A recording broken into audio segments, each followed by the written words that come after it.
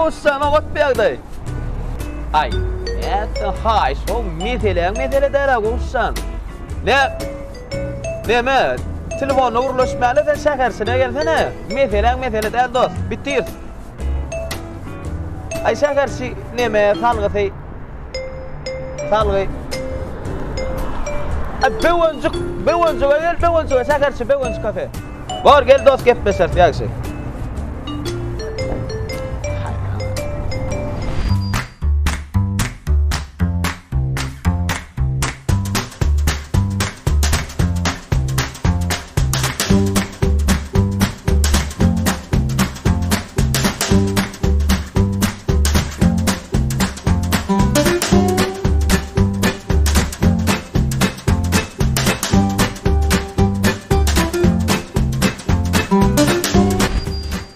Salam.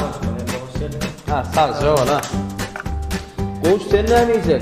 Ay mara yok çaycağa şagaytın yok. Yok, çaya alar onu mesele de alıyor. Çopan saçlık var ekan, çopan saçlığından al.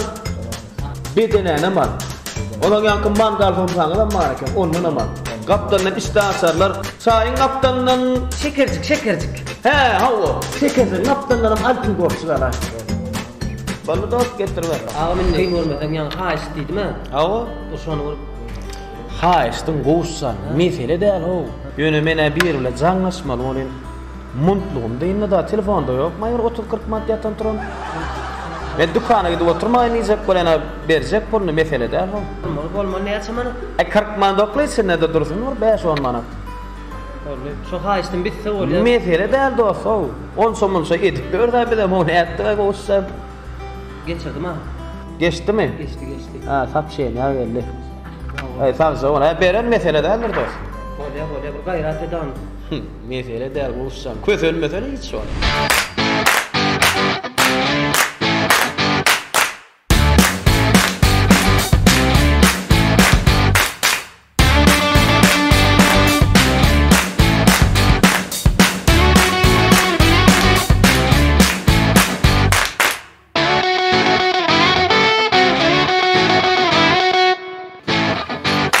Yaman go'g'ulay bo'lsani. Şedir etdim de.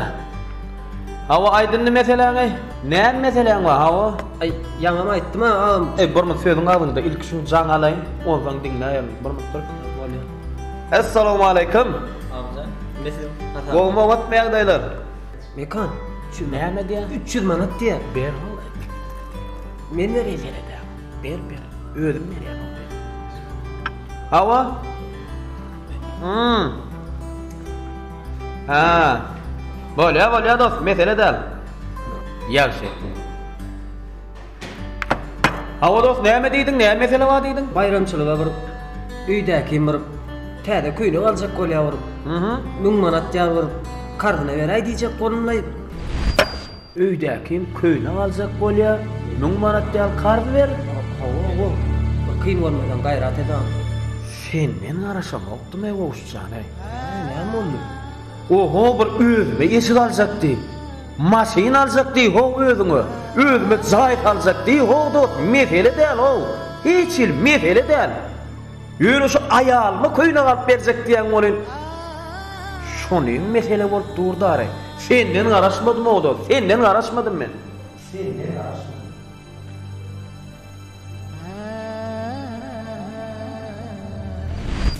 Menem araşma.